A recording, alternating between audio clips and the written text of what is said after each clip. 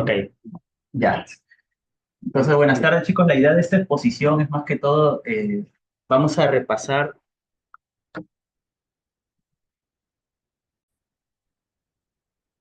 ok, entonces vamos a hablar sobre el segundo diurético en falla cardíaca descompensada.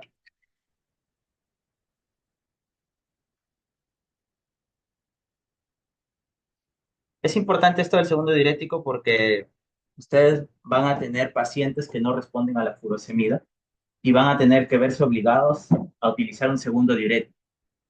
Entonces vamos a hablar unos conceptos previos de la falla cardíaca descompensada, una generalidad de los diuréticos, y vamos a hablar de todos ellos, algo breve. No es una clase de farmacología ni vamos a profundizar en los trials. Más que todo, quiero que queden las indicaciones para que ustedes mismos sepan cuándo los van a utilizar.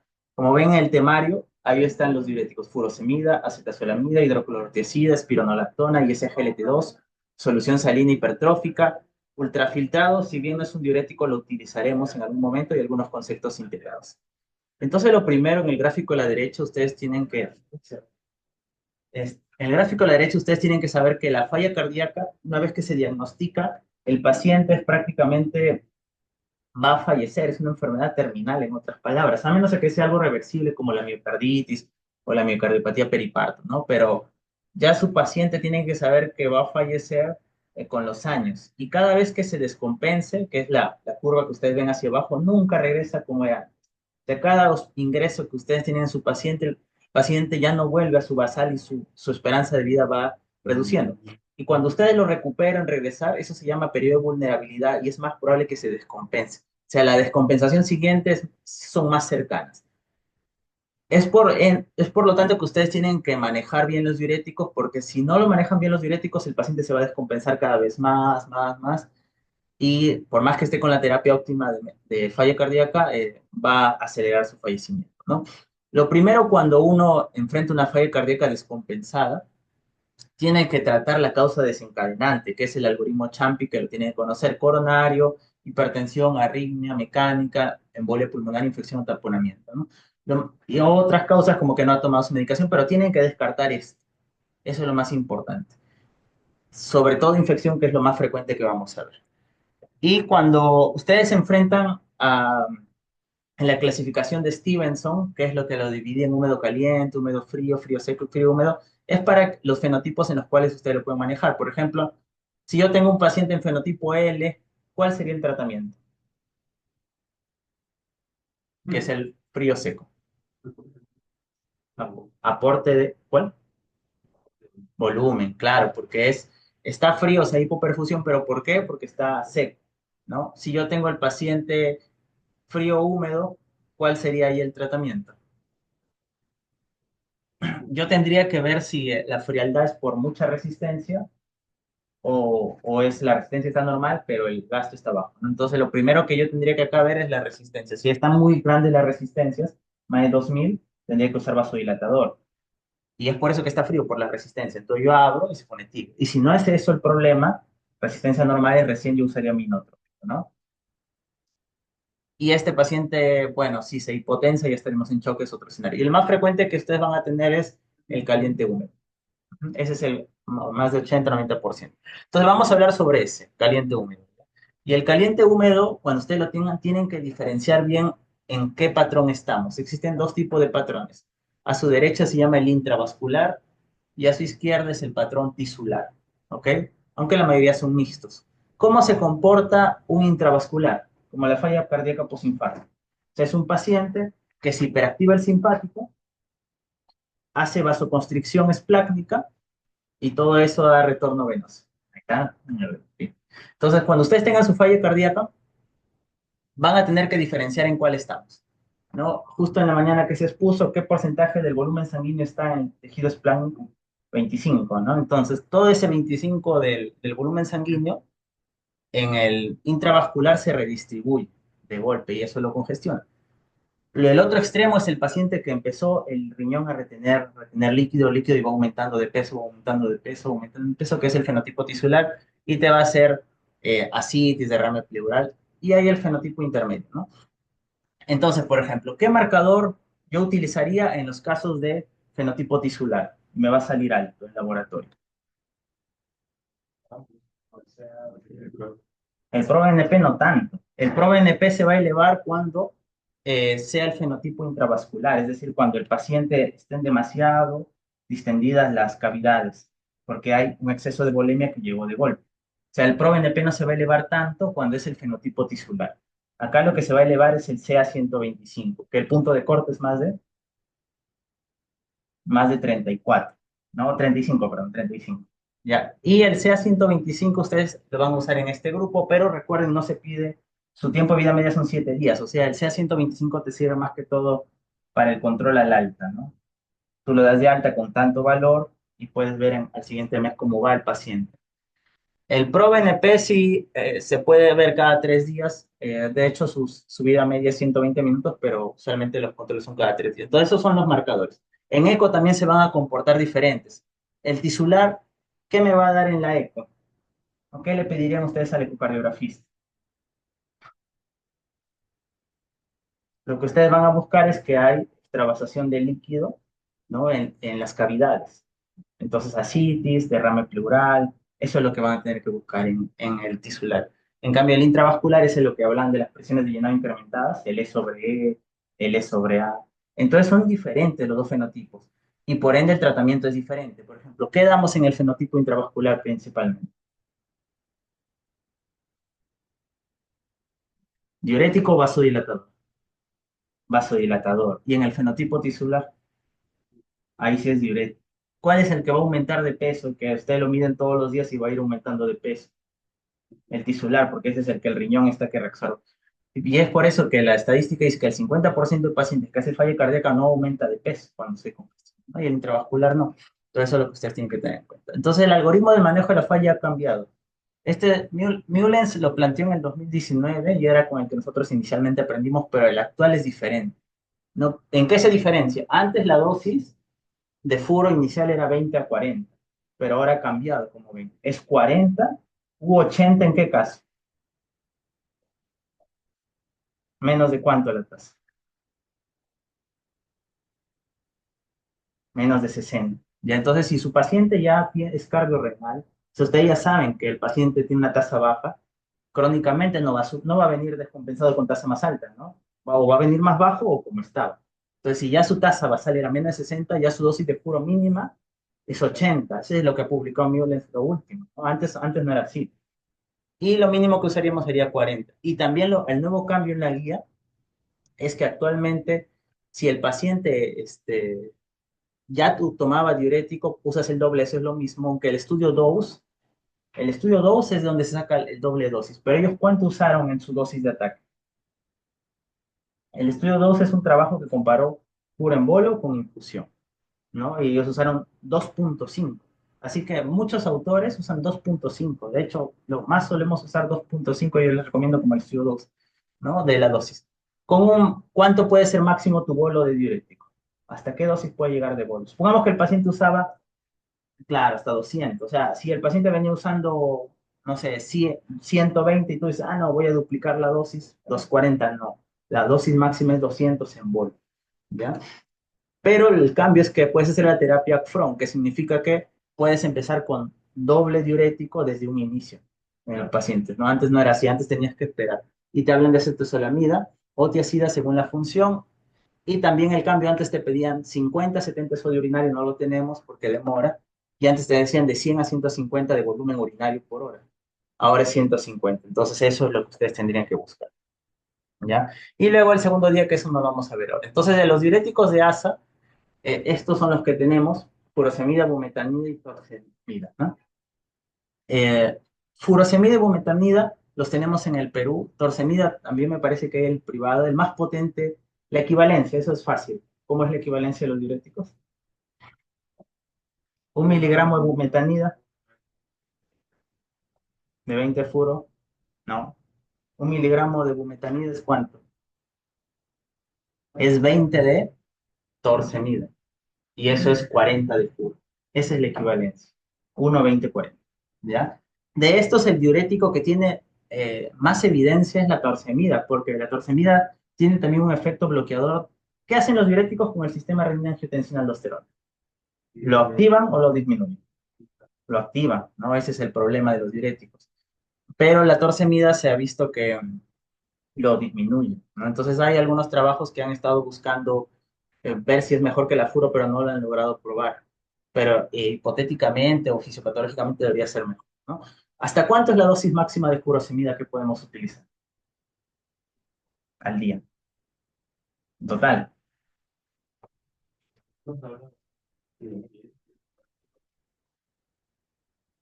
400 hasta 2 gramos. 1 gramo cada 12, pero con solución hipertónica. Eso es lo máximo que se puede utilizar. El consenso de Mullens dice 600, pero se puede usar, ya les vamos a mostrar en el protocolo de Paterna, hasta 1 gramo cada 12, pero con hipertónica. Ya eso es lo que tenemos. La furo, ¿cuál es cuando yo uso furosemida, cuál es el primer efecto que voy a ver?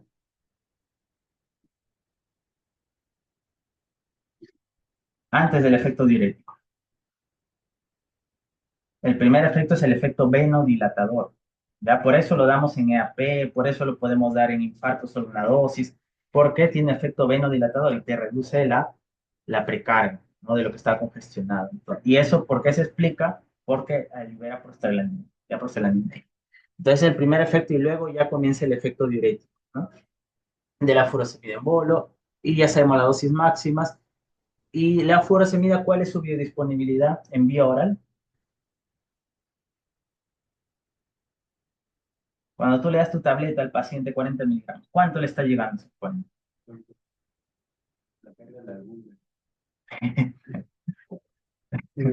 Ah, pues, un paciente no. Sí, yo le ponía. No, la espinela no tiene nada que ver con la albúmina, eso tiene que ver con la distribución. Es de 10 a 100, o sea, tú podrías estar dándole solo 4 miligramos de tus 40 miligramos o podrías estar dándole los 40, de 10 a 100. ¿Y de qué va a depender? De la alimentación. La furosemida va con o sin alimentos. Sin alimento. Entonces, cuando ustedes indican, por ejemplo, furosemida 8 de la mañana, tienen que asegurarse que esté alejado del desayuno, si no es nada lo que está pasando furosemida al paciente, si es justo con el desayuno. Y por eso se congestiona. Dice, ¿por qué se congestionó si le dices bien el traslado? Entonces, es lo que hay que saber ahí de furosemida, ¿no? No, endovenoso, todo endovenoso es 100%. Todo endovenoso es 100%. Entonces, es muy variable, ¿ya? Entonces, ahí ustedes, bueno, ahí dice la dosis máxima en ficha técnica 1,5 gramos, pero puede ser hasta 2 gramos, como decíamos. Y acá ustedes van a ver más diuréticos, ¿no? ¿Por qué no tenemos tiacidas endovenosas? Porque su biodisponibilidad en vía oral es alta, hasta 75%. Ya, entonces no habría problema. ¿Tenemos alguna restricción con la tasa de función renal con los furosemida? Ninguna. Si esté con menos de 15 puedo usar. Con las tiacidas, ¿cuándo no usaría? No, eso era un mito. Ya las tiacidas se pueden usar incluso con tasa menos de 20. Ya solo que tienes que subir la dosis.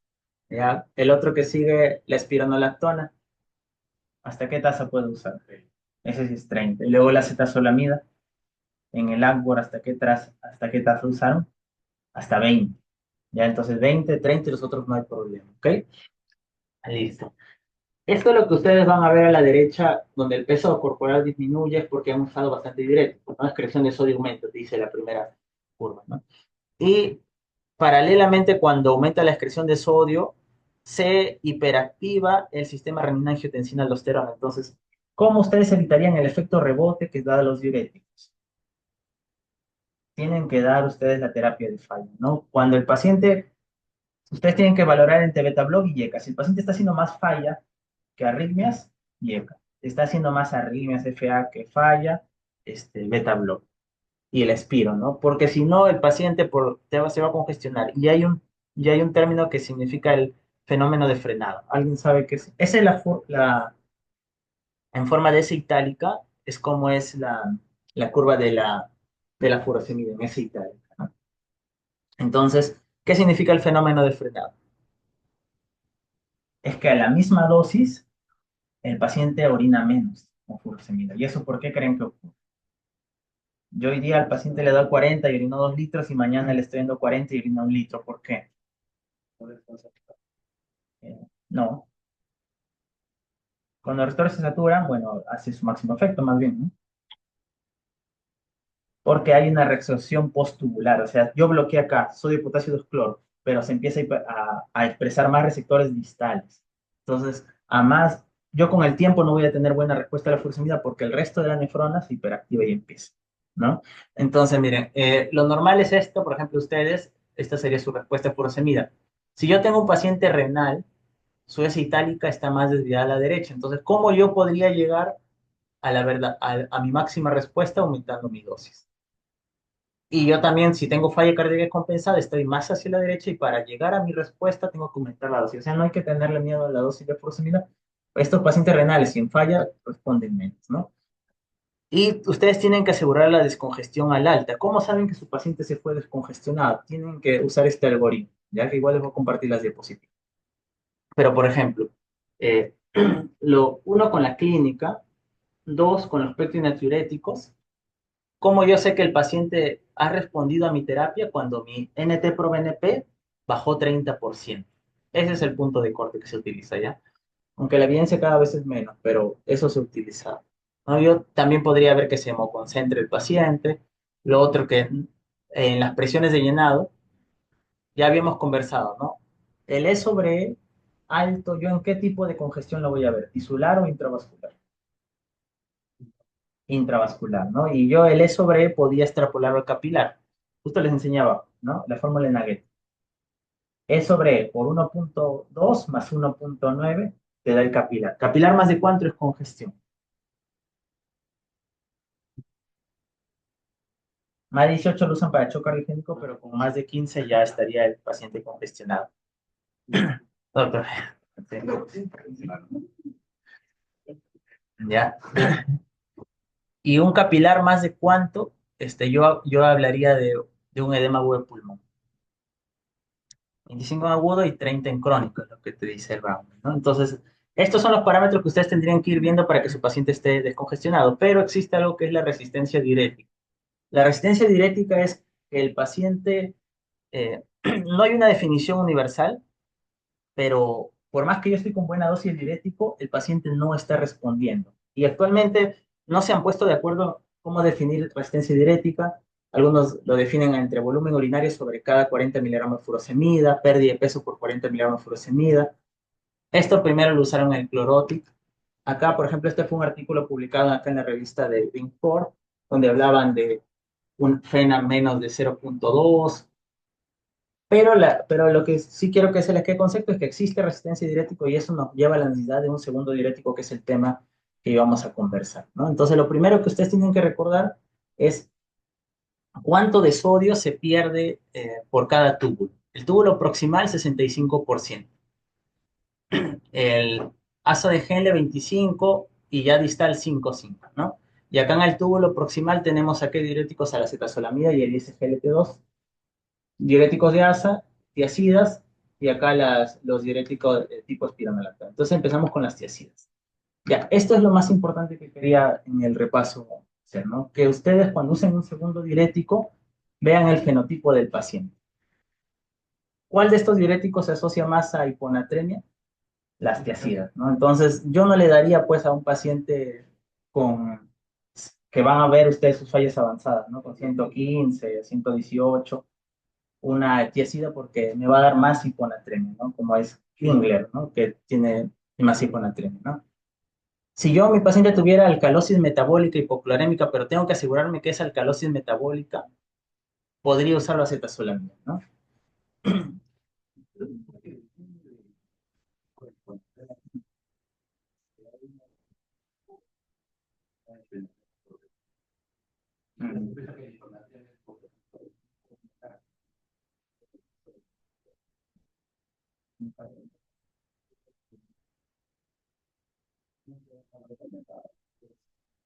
En el contexto de un paciente sobrecarga compensada y que tenga sobrecarga de volumen, sí es cierto que va a poder, pero en teoría el sobre debería gastar más cantidad de agua. Entonces, al eliminar más líquido, debería no tener un impacto tan severo. Entonces, ustedes proponen ver el mecanismo de la hiponatremia. ¿Cómo lo podríamos ver ahí? Diríamos que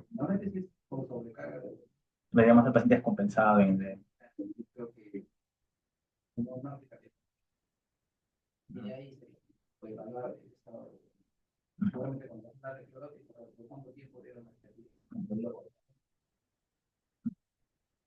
Ya, entonces, justo como Aldo decía, vamos a conversar primero de las tiacidas, ¿no?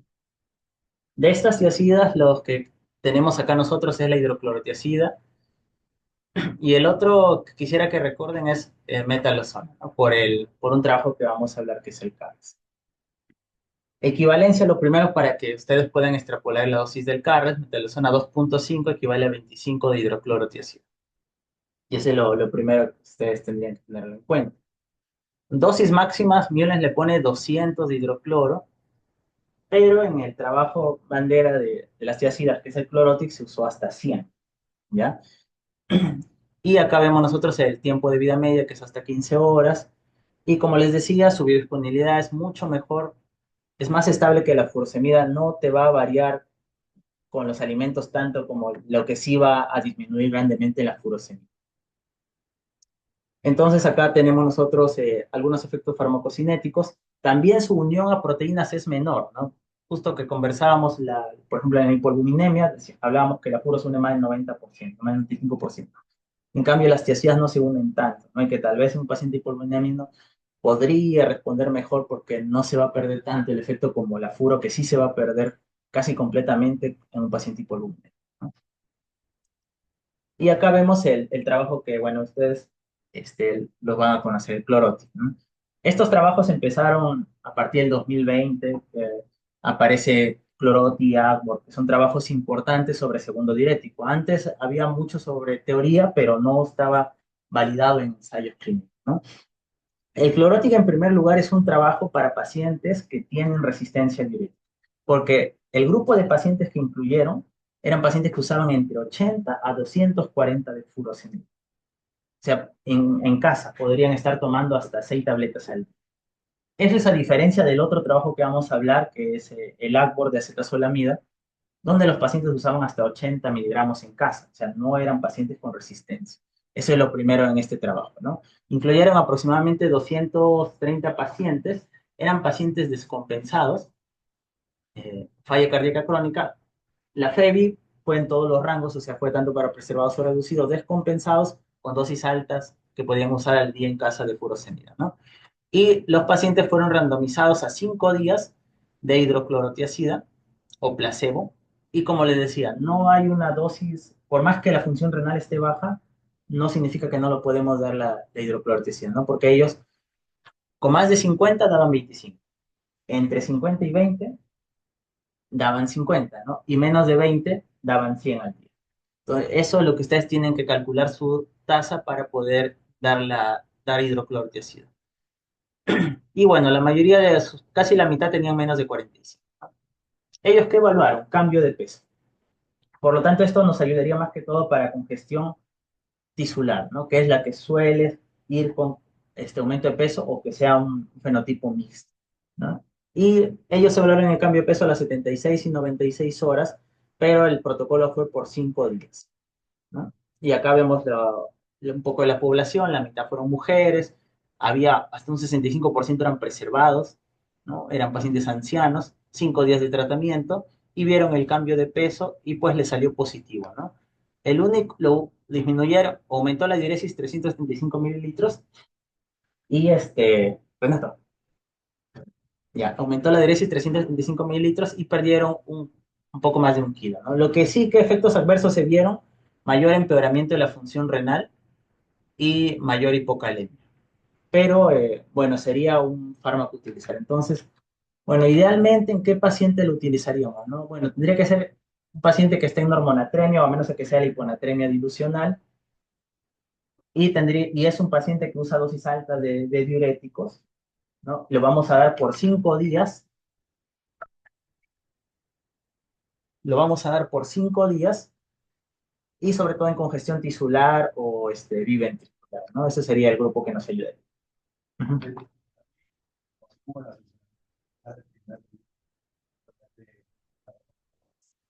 Sí, sí, todos estos pacientes fueron randomizados, o sea, llegaban descongestionados y les daban, ¿no? Sí, sí, fueron randomizados. Y en el segundo, yo te pongo una estrategia para la resistencia. Entonces, tú vas a seguir primero tu cuadrito. Tú le das la dosis bajar. Cuando usted la oportunidad, supongo que subiste dos. Claro, Y ahí sacas que tienes que dar doble dosis. sí. Sino que lo que había colocado ahora, Doc, era esta actualización del que nosotros conocíamos, ha salido el nuevo. Y, claro, sí, o sea, doctora, no, ponen ahora que podríamos ir upfront con el segundo directivo. El mismo Mueller ya subió, mm, porque antes era, ¿no? Primero era el doble y ahora te lo deja como una alternativa que podrías usarlo, ¿no? Ese es uno de los cambios. El otro cambio es que ya no es 20-40, sino 40 y que si la tasa es menos 60, usa 80 de puro. Y que ya no es 50-70 el sodio y 100-150 la diuresis, sino 150, ¿no? Y antes era 2 horas sodio y 6 horas volumen urinario, y ahora las 2 horas te permite ambos, ¿no? Era el cambio. Pero, claro, lo que más nosotros solemos utilizar es primero dar la doble dosis de diurético y ya después, ¿no? Y luego valorar, ¿no? Eso es lo que más el instituto suele utilizar, ¿sí? Ahora, con acetazolamida, hablan de alcalosis metabólica hipoclorémica. Y esto del cloro es bastante importante que lo tengan en cuenta, que lo vamos a volver a mencionar en los algoritmos, ¿no? Lo primero, que acetazolamida, la dosis el que le pone Mueller es hasta 503 veces al día, ¿no? Pero la del ensayo es 500 miligramos. Esa es la dosis de acetazolamida. Ahora, ellos usaron en el ACBOR, que lo vamos a mencionar, 500 miligramos endovenoso. Nosotros no tenemos la presentación endovenosa, pero por ejemplo, el Gutmann y Gilman de farmacología habla que la biodisponibilidad oral de la acetazolamida puede llegar a casi 100. O sea, nosotros en teoría deberíamos tener un buen efecto. Sin embargo, cuando un paciente está muy edematizado, también se edematiza el intestino, ¿no? Y podría no absorberse los fármacos y eso iría en contra. Pero nosotros acá lo usamos. Ahora, en este nuevo protocolo de Mullens, sí lo menciona a la cetazolamida vía oral, por más que el ensayo es en endovenoso, y lo pone 250 cada dosis. Entonces, eso es lo que nosotros utilizaríamos, ¿no? Ahora, este sí no es para resistencia diurética como el anterior trabajo. Estos pacientes eran fallas cardíacas descompensadas y ellos tenían un score Akbor. El score Akbor veía tres cosas: ascitis, edema o derrame pleural. Tenía que tener al menos 2 puntos, o sea, un poco, edema leve no lo consideraba, sino tenía que tener un poco más de esos 2 puntos. Y se iniciaba el primer día, como mencionaba Víctor, ¿no? Ahora, tenían que tener pectios elevados y usaban pues hasta más de 40 de furosemida en casa, pero no usaban dosis altas, no usaban más de 80. ¿Quiénes excluyeron? Y eso también para hidrocloro. No siempre se han excluido en estos trabajos los pacientes inestables, porque una causa de que no responde el diurético podría ser el bajo gasto, y eso ustedes tendrían que descartarlo, ¿no? Pacientes inestables. eh, También excluyeron los ISGLT2, porque si bien no es el mismo receptor, es en la misma zona, y bueno, ellos no quisieron mayor confusión, no hay hipotensión, y con tasa de 20, ¿no? Entonces, la hidrocloro no había límite en la tasa, pero sí excluyeron diálisis, ¿no? Pero ellos menos de 20 ya no le daban. Y tampoco, si el paciente ya estaba usando más de 80 de furo endovenoso, lo excluían también. O sea, no es para dosis altas. Y bueno, esos eran 500 pacientes aproximadamente, le daban 500 y fue eh, el protocolo fue por 3 días realmente, pero había una cláusula que podrían dar hasta completar la descongestión, ¿no? Pero usualmente lo que nosotros manejamos es 3 días, ese día, ¿no? Y luego de eso ellos vieron si había con su score Akbor sobrecarga, ¿no? O sea, el edema, su score Akbor, perdón, edema, derrame pleural, así, ¿no? Mayor o igual a 2 puntos era significativo al tercer día y vieron que era significativo con la hidrocloroticida. Sin embargo, no bajaba mortalidad ni readmisión, y realmente ni un diurético te va a bajar esto, porque esos son para ya la terapia crónica del fallo, ¿no? La que cambia el pronóstico. Ahora, ellos incluyeron a todos los pacientes, pero en los análisis post-hoc, lo que se vio era que el subgrupo que con acetazolamida orinaba más de 80 de sodio, incluso bajaba la mortalidad y readmisión. O sea, si pudiéramos medir nosotros qué paciente tiene mayor sodio urinario, más de 80 sodio urinarios, es un marcador que ese paciente con acetazolamida incluso va a bajar readmisiones. Sin embargo, eso no lo usamos en la práctica en nuestro instituto, pero esto sí. También hicieron un análisis post-hoc y qué pacientes eran los que se beneficiaban más, los que tenían bicarbonato más de 27. Entonces, nosotros actualmente lo que hacemos es, tenemos un paciente que llega pues congestionado, usamos nuestra dosis 2.5 o 2 como el dose de furo, no responde, duplicamos la dosis y si no responde, pues agregamos un segundo diurético y si tenemos un paciente con bicarbonato más de 27 sin resistencia diurética, con tasa más de 20, podríamos utilizar en este caso la acetazolamida, ¿no? Y con eso podríamos tener un buen resultado, ¿no? Esos son los dos principales Sí, ya una piel que ya tiene resistencia.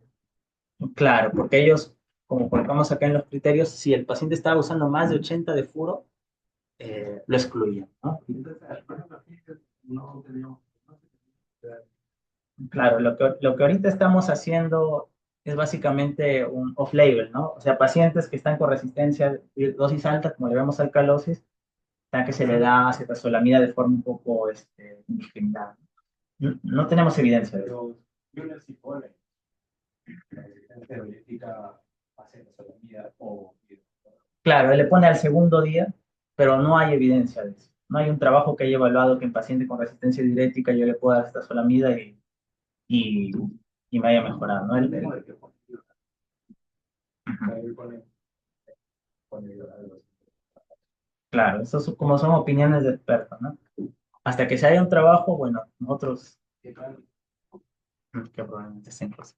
De ahí lo que se ha tratado de ver es con la espironolactona como diurético, ¿no? Y se ha tratado de buscar, bueno, la espironolactona no podría llegar hasta una dosis de 400 en hepatópatas, ¿no? Nosotros usamos solamente 25 y vamos hasta 100. Y recordar que el inicio en vía oral de la espironolactona, como es a nivel genético, es hasta el tercer día. Y su biodisponibilidad es bastante alta, 90%. Y aumenta con las comidas grasas. Entonces, eso sí sería para indicarlo con alimentos, ¿no? Para llegar a su 90% de la espironolactona, ¿no? Eh, Era lo que más que todo acá quería mencionarles. Su eliminación su unión a proteínas también es más del 90% como la furosemida. Entonces, en hipolipidemias no nos va a funcionar realmente este diurético. Y este es el único diurético que no tiene que ingresar al túbulo para ejercer su efecto. Y con tasa menos de 30 ha sido excluido de los ensayos, ¿no? El trabajo que se hizo acá fue el ATENA. El ATENA fue un trabajo donde, aleatorizado, donde veían el cambio del ProBNP a las 96 horas, ¿no? Fue doble ciego, 360 pacientes y con FEBI 34 en promedio, ¿no? Incluyeron los que recibían dosis bajas de espironolactona, 12.5 a 25, con péptidos altos, y excluían tasa menos de 30, potasio más de 5, y tenían que estar tomando menos de 25, ¿no? Y compararon 100 contra 25 a las 96 horas. Pero como ustedes ven acá, no hubo mayor efecto diurético, ¿no? Lo que sí se ha hipotetizado en análisis post-hoc es que es como ahorrador diurético y bueno, es una terapia que cambia el pronóstico, pero nosotros por dar espironolactona al momento no hay evidencia que el paciente va a tener mayor diuresis, ¿no? O sea, no lo usaremos con ese efecto, lo usaremos con más de 50 ahorrador de potasio y bueno, se suele usar, ¿no? Acá por para la cita severa, ¿no? Dosis alta de 100, ¿no? Pero bueno, eso no es, acá ha incluido todos los grupos. En ese grupo de IT severa sí usamos dosis 100, ¿no?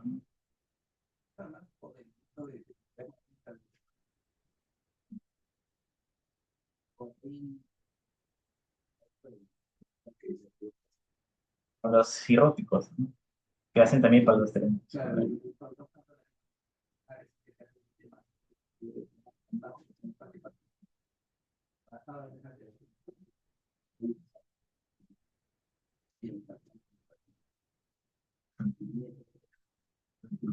Entonces, en ese caso, solemos nosotros todavía off-label subir a 100 la dosis y con más de 50 funcionaría como rol de potasio, pero no es un diurético que nos va a cambiar realmente mayor, nos va a aumentar la descongestión en los pacientes, ¿no? El ISGLT2 también se ha probado, ¿no? Hay varios trabajos acá. hay con el Impulse, que es un trabajo con empaglifosina. Esto, el Impulse fue un trabajo en lo cual, bueno, los ISGLT2 tienen evidencia en FEBI baja, ligeramente reducida, FEBI preservada. Y se quería evaluar si dándolo, ya que se hablaba de que es un diurético inteligente, porque se dice que descongestiona el espacio intersticial, ¿no? Entonces, y sin comprometer, sin generar hipovolemia y aumentar el RAS excesivamente, ¿no? Eso era lo que se hablaba de la teoría de varios papers, como el diurético inteligente, el diurético intersticial, y ahí aparecen estos trabajos con el input, ¿no?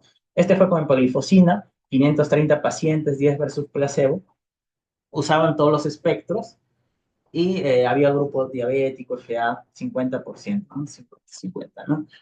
Ahora, todos estos trabajos excluyen al hipotenso, al paciente con inotrópico, así que realmente varias veces en la UCI tenemos pacientes que están con Lobuten 7, 8 y estamos dando ISGLT2, ¿no? Y realmente no hay ninguna evidencia y más bien podría ser perjudicial, ¿no? Por ejemplo, esto tiende a la acidosis, puede hipotensar, ¿no? Ahora, tasas, ¿con qué tasas, no? El EMPULS puede llegar hasta una tasa de filtración de 20, la EMPA, y la DAPA hasta 25, ¿no? Esos serían los puntos de corte, 20 y 25.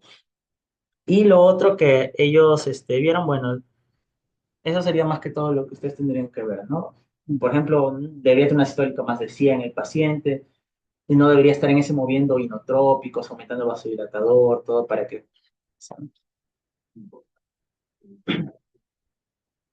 Sí, De hecho, no, porque me dice gente que ahora se supone que sea en Chile o en el mundo, que está claro, sí. y está y no sabe, no sale la hora, que ahí te sale la hora. ¿De cuánto tiempo no debería haber Sí, usado? mínimo 24.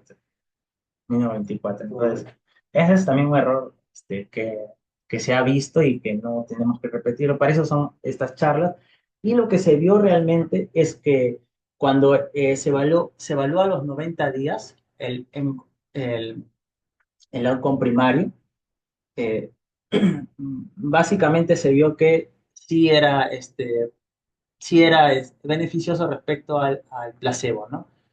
En este caso, lo que querían evaluar era la seguridad, uno de los aspectos, y lo otro, los beneficios respecto a muerte y eventos, ¿no?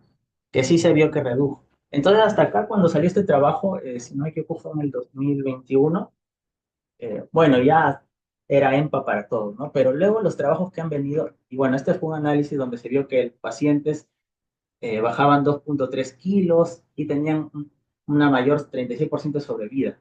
Pero luego esto no se ha repetido en los trabajos. Este es el Solois, que fue con sotaglifosina, que a diferencia del EMPA y DAPA, funciona en los dos ISGLT2. No, no es solo ISGLT2, sino ISGLT1, pero este grupo fue de diabéticos. Cuando fueron dados de alta, allí se les inició. Y también se repitió el efecto. Pero luego se trató de repetir con el Dictate, con dapaglifosina, y el cual ha salido negativo para la eficiencia diurética al quinto día. Y en este último Congreso Europeo de septiembre se ha presentado un nuevo trabajo con DAPA, que es el TIMI 68. El mismo grupo que hablaba sobre infarto, el Clarity TIMI, ellos mismos han hecho su trabajo sobre DAPA, pero han evaluado los 2 meses. Y han querido ver si yo dando DAPA en el paciente congestionado puedo reducir muerte o empeoramiento, y les ha vuelto a salir negativo. Recuerden que la DAPA hace filtración 25, no se olviden. Ahí ha vuelto a salir negativo. Ahora, hay un problema actualmente, bueno, a mí me parece un problema, cada vez que están presentando un nuevo trabajo, lo están presentando con un metaanálisis. Y ese metaanálisis sale positivo. Miren, por ejemplo, acá, el DAPA TIMI 68 salió negativo. El Solois salió positivo, pero era con sotaglifosina. Y era ya en los 3 días posalta. Y el EMPUL salió positivo. No incluyeron al Dictate en su trabajo que salió negativo, y al hacer la sumatoria le sale positivo. Entonces, esto es una táctica que están haciendo actualmente con todo trial que están presentando que sale negativo, le ponen un metaanálisis. Lo mismo pasó con Vericigual y le sale positivo, ¿no? Entonces, no hay una fuerte evidencia y no debemos nosotros iniciar ISGLT2 como diurético.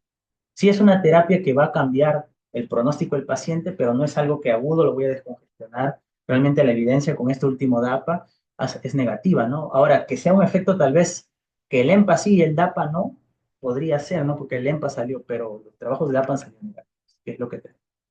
El otro es la solución hipertónica. La solución hipertónica yo lo voy a usar en el paciente con franca hiponatremia. Ese sería el mejor grupo de pacientes. Entonces, miren acá, cuando yo tengo, este algoritmo es muy bueno, cuando yo tengo congestión tisular, yo puedo ver el cloro. Si el cloro está menos de 98, ese paciente se beneficia de hipertónica. O sea, no es hipertónica todo paciente.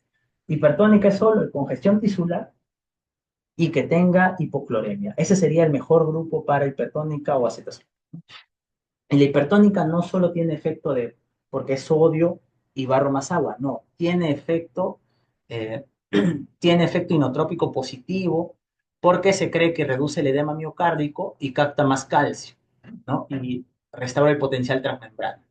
Entonces, no es solo un efecto de volumen, sino es neuroendocrino. Entonces, es un buen diurético que lo usamos en rescate. Este es el protocolo de Paterna, el que yo les decía, y miren cuántos furosemida utilizaba el paciente, ¿no? 1 gramo 2 veces al día, en 30 minutos. Entonces, hasta eso ustedes podrían llegar. Nosotros ahí, bueno, Carlos hemos estado hasta 500, ¿no? 500 cada 12. Pero podrían llegar hasta 1 gramo cada 12, ¿no? Y sería el protocolo. Este es el trabajo que lo validó, es el SMAP, ¿no? Y fueron pacientes avanzados, por si acaso. Era 250 de furo en, en cada 12 horas. Con eso lo validaron ellos en pacientes avanzados con FEI menos de 40%. Y esto es importante. Esto sí tiene, con el riñón más de 2.5 no usar. O sea, no con CREA más de 2.5 todos los trabajos lo han excluido, ¿no? Y es para FEBI reducido, realmente, ¿no? Y si vieron que los pacientes tenían una menor estancia, mayor descongestión con este trabajo, ¿no? ¿Cuándo usaríamos el ultrafiltrado? Entonces, nuestro algoritmo, ¿cómo iría? Llega con furosemida, yo les aconsejo como el dose que usen 2.5 de su dosis basal, ¿no? Mínimo 40 hasta 80, ¿no? Si no responde, duplica dosis, no más de 200. Y ya vas con tu segundo diurético. Ves tu fenotipo. Si el fenotipo hay alcalosis metabólica con bicarbonato más de 27, acetazolamida, 250 cada 12 por 3 días.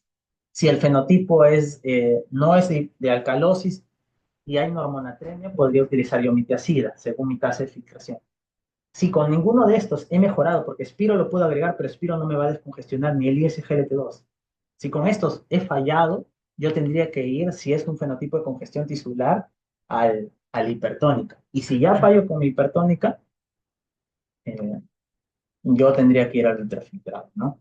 Ahora, respecto al ultrafiltrado, hay dos trabajos en Landloat y el CARS. Y acá hay una controversia porque el Landloat salió que diálisis a favor de diálisis y el CARES salió a favor del diurético.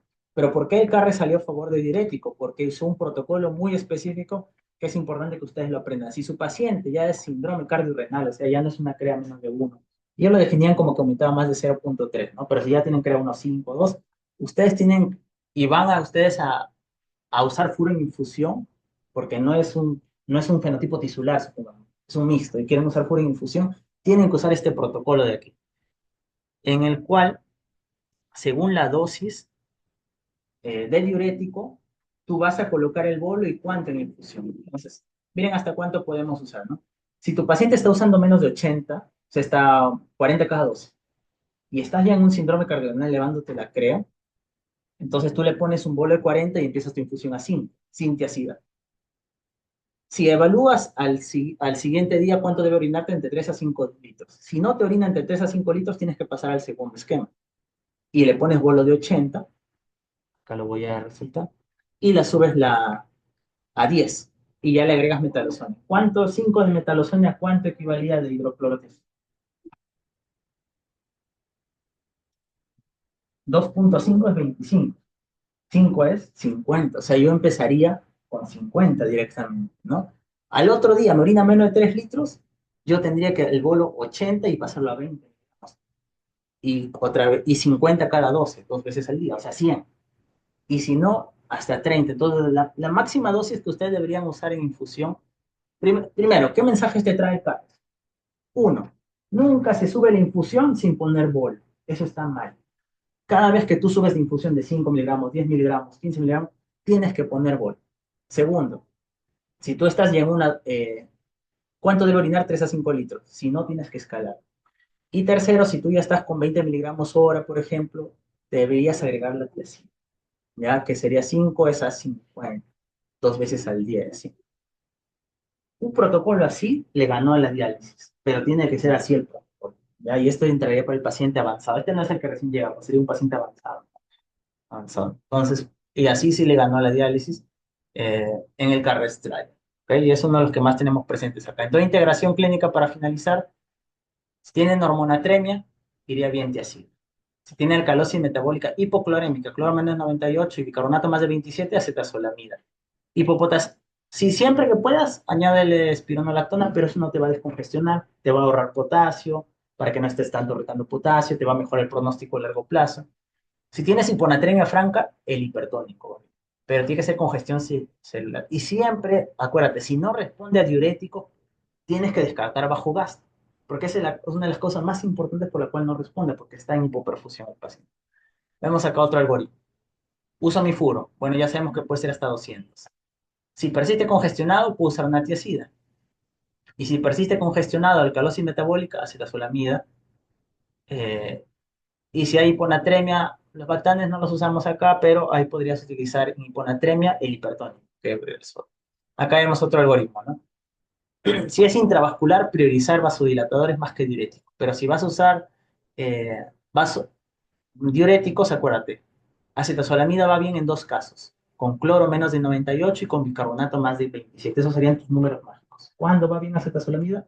Bicarbonato más de 27, cloro menos de 98. A pesar del sodio, o sea, no dejar de La acetazolamida no. La Z,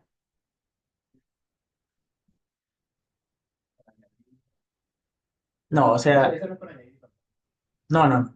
Acá te pone los diuréticos según tu perfil de cloro. Por ejemplo, con cloro más de 98 no te coloca ni a la acetazolamida ni a la hipertónica. Solo te coloca con cloro menos 98 a la hipertónica o la acetazolamida.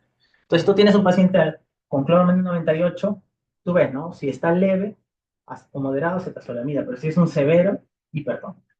Eso, ¿no? Es diferente el beta, ¿no? Y si tiene menos 98, ninguno de los dos va a ir bien, voy mejor con mitiacida antes que eso, ¿no? Y si yo haya hecho el bloqueo secuencial, yo puedo usar varios a la vez. Entonces, conclusiones, pues lo que sabemos con los ISGLT2 es que es seguro iniciar, pero siempre que no esté hipotenso, no esté bajo gasto, y no lo voy a iniciar como queriendo descongestionar, ¿no? Sino para largo plazo, igual que el Espiro. La acetazolamida es para prevenir la resistencia diurética, pero no más para tratarlo, al menos hasta ahora, hasta que haya algún ensayo, y la tiacida sí es para la resistencia, ¿no? Y esto era integrando algoritmos, ¿no? Miren, en este trabajo del 2025, que lo subió el DOC, ¿no? Por ejemplo, si el cloro en plasma está más de 98, prefiere tiacida. Si el cloro en plasma está menos de 98, prefiere acetazolamida. Eso sería tu primero o segundo diurético. Si no te responde a eso y el cloro sigue menos de 98, pasa hipertónico. Y si no tienes hipocloremia y está haciendo cardiorrenal, mete la infusión de furo como el protocolo del CARES. Y si ya con el protocolo del CARES de bolo de furo, infusión, tu tiacida no te mejoró, te vas a ultrafiltrar. Pero siempre, ¿qué es lo más importante descartar? Que no sea bajo gasto el problema. Tiene que hacer una eco o un SWAN, pero descartar bajo gasto porque si no tienes que usar inotrópico. ¿No? Y no se olviden que todos estos fármacos, ¿qué van a dar? Activar el RAS. Entonces, la única forma que no se te vuelva a congestionar es que este es el Strong Heart Failure, que demostró que si yo a las 2 semanas uso dosis máxima de toda mi terapia beta, y todo, el paciente vive más. Solo a las 2 semanas haber completado terapia. Entonces, eso es lo que va a evitar que se vuelva a congestionar. Y conclusiones, la congestión clínica y subclínica se asocia a un peor pronóstico. El diagnóstico de congestión basado solo en signos y síntomas puede ser insuficiente. Un tercio de pacientes no tiene crépitos y está congestionado. La mitad de pacientes no aumenta de peso y está congestionado. Tienes que usar imágenes y biomarcadores. El fenotipo de la congestión guía la terapéutica si es intravascular o tisular. Se debe iniciar el tratamiento siempre con diurético de ácido y luego vamos valorando el segundo diurético y utilizar la combinación de diuréticos en paciente con resistencia diurética, ¿no? Y al alta, la terapia médica. Ok, chicos, no sé si hay alguna pregunta. Entonces, no se olviden, no es iniciar por iniciar, según con estas diapos ustedes van a ver dónde encasilla su paciente. Nosotros, sí, claro, nosotros no tenemos como la creatinina antes. eh, Claro, claro, sí, pero tú ya sabes, o no, si tu paciente, ¿no? ¿Cómo que se- claro, el NAIF, ya ese no vas a saber. complicado. La pelita del 80, Claro, en el NAIF tendrías que darle 40.